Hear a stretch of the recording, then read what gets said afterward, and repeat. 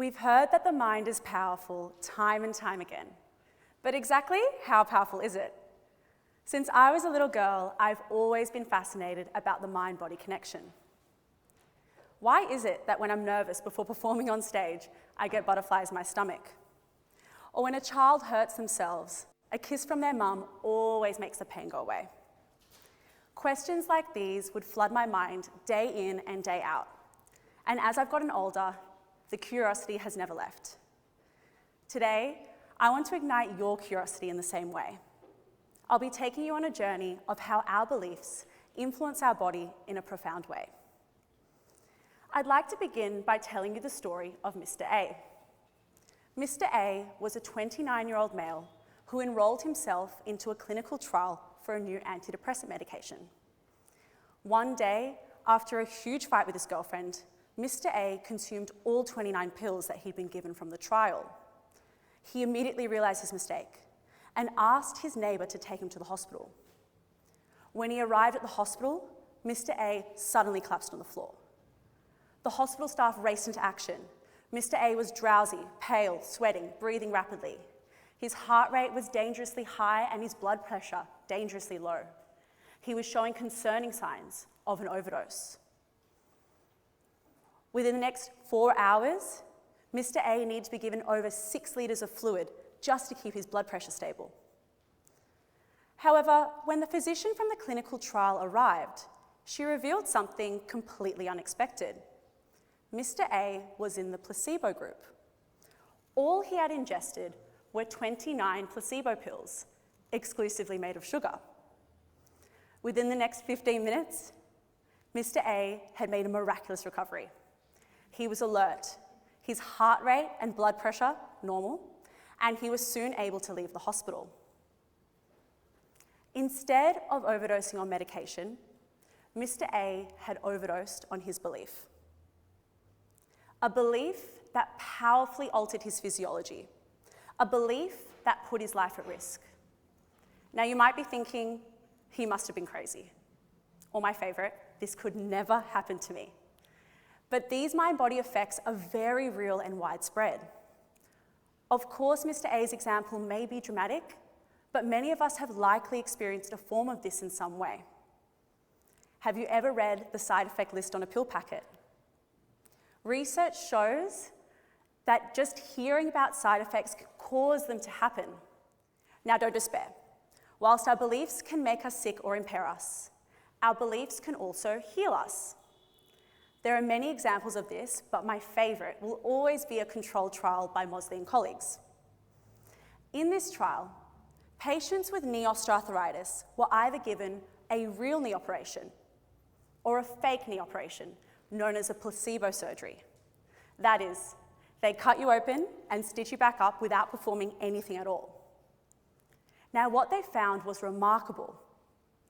Patients who received the placebo surgery improved to the same extent as those who received the real surgery. And these effects lasted even 2 years later. This landmark study shows us that the belief of healing can lead to actual healing. And these effects can make a meaningful difference in someone's quality of life. Now, where do our beliefs and expectations come from? Some, of course, we have from previous experience, and others by the words we are told. Dr. Aaliyah Crum and her colleagues conducted a very clever and simple study that demonstrates how others' words can influence our beliefs and thus our bodies. In this study, hotel housekeepers were recruited and measured on various things, including weight, blood pressure, and job satisfaction. Now, what was interesting about these hotel housekeepers was that while they were very active in their jobs, burning lots and lots of calories cleaning each day, when asked whether they exercise regularly, most of the housekeepers said no, and up to a third said they get absolutely no exercise at all.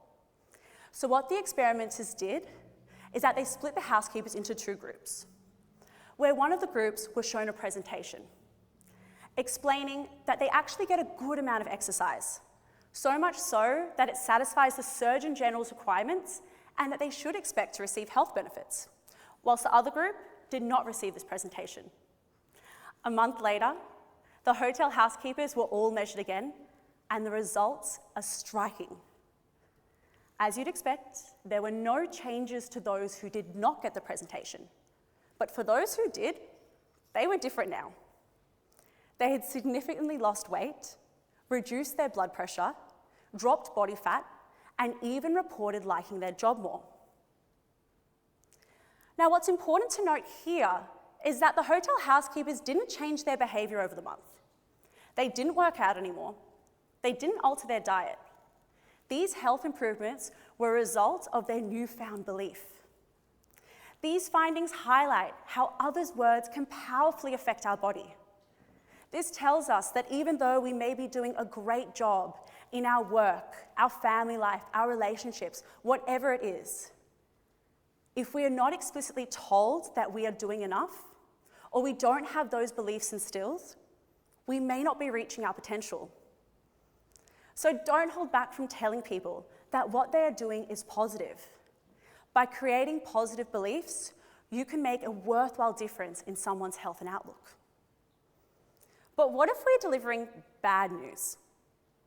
Can we change our language to instill more helpful but accurate beliefs?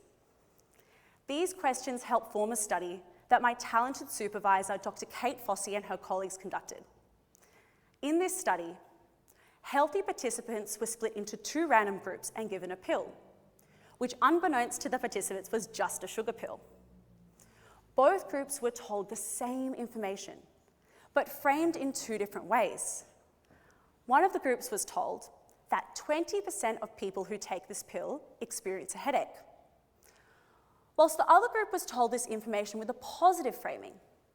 80% of people who take this pill will not experience a headache. Again, all the participants consumed the same inactive sugar pill. However, those who were told the positively framed information experienced less headache symptoms than those who did not get this positive framing.